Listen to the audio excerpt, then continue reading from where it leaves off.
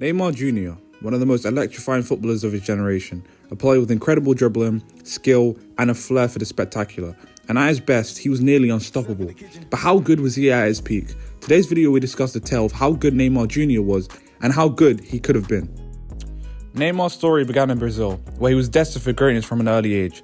The culture in Brazil was built for players like Neymar, and the essential skills he developed was integral in the game of football, where he developed a quick feet, close control, and instinctive creativity that would define his playing style. And by the time he broke into Santos' first team, he was seen as the next big thing in Brazilian football. His debut season was great, scoring 14 league goals in his debut season and quickly becoming the focal point of the team. But it was in 2011 that Neymar truly announced himself to the world. That year, he led Santos to Copa Libertadores glory, the South American equivalent of the Champions League, their first title since Pele's era. He was the team's tallyman, delivering dazzling dribbles, match-winning goals, and moments of pure magic, and rightfully earned the best player of the tournament. And then there was that famous goal, the one that won him the FIFA Puskas Award, a stunning solo run where he danced through defenders of ease before calmly slotting it past the goalkeeper. It was a perfect showcase of his talent, specifically his speed, agility, flair, and a fearless attacking mindset.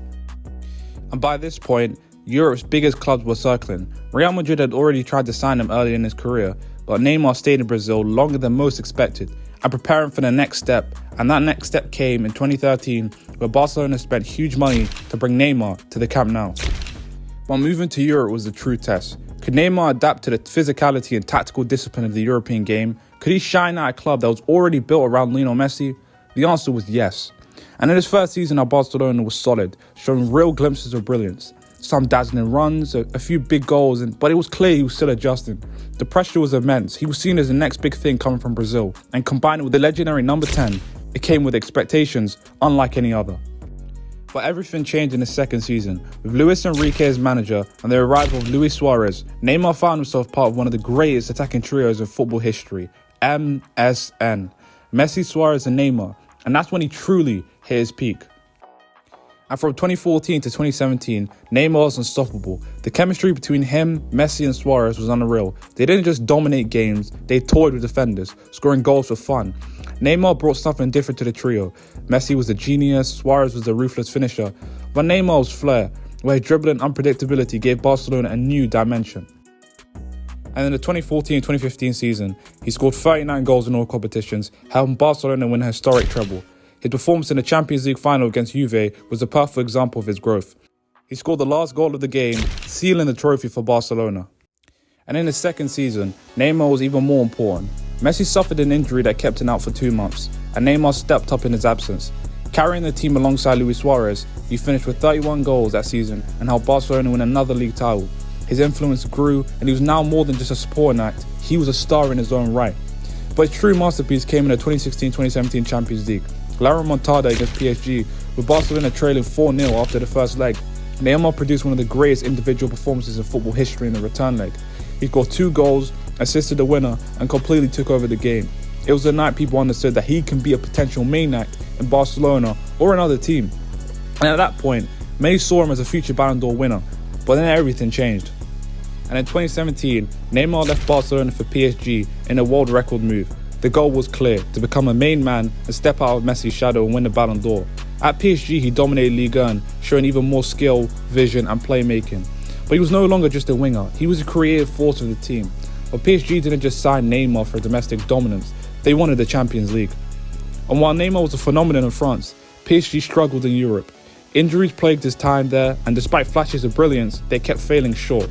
But the closest they came was in 2020, where he led PSG to their first ever Champions League final. He was sensational in the knockout rounds, carrying the team past Dortmund, Atalanta and RB Leipzig, but in the final they lost to Bayern Munich.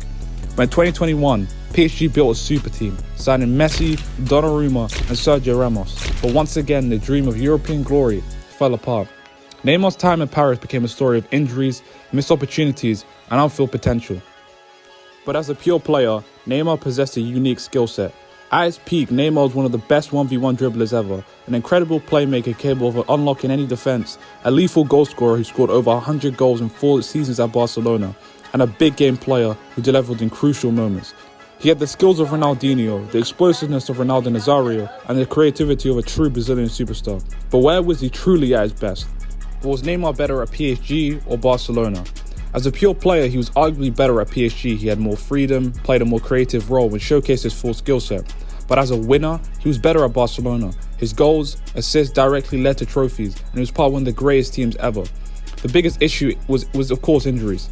At PSG, he missed crucial Champions League games, which truly hurt his legacy. But for Brazil, Neymar was the face of a generation. He carried the national team on his back for years, producing unforgettable moments. The 2014 World Cup, Neymar was Brazil's star, but a back injury in the quarterfinals ruled him out. And without him, Brazil suffered a humiliating 7-1 defeat to Germany. And in the 2016 Olympics, he led Brazil to their first ever Olympic gold medal, scoring the winning penalty in the final. And in the 2019 Copa America, he missed due to injury, but Brazil won the tournament without him. But in Brazil, he surpassed Pelé as Brazil's top scorer, cementing his place in history. But where does Neymar rank amongst his generation? There's no doubt that Neymar is one of the best players of his generation, but how does he compare to the greatest?